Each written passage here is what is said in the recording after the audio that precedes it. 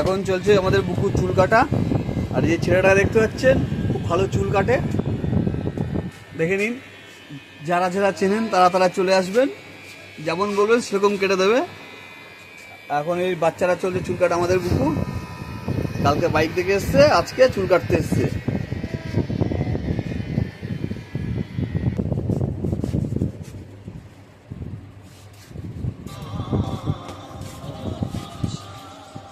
টাকা টাকা টাকা ওই সামনে সামনে। বলো মামু কি বলছো বলো। তুমি চুল কাটছো ভালো করে বলো। হাই গাইস জোরে বলো। কমপ্লিট, আমাদের চুল কাটাও কমপ্লিট। তো দাড়ি কাটবি?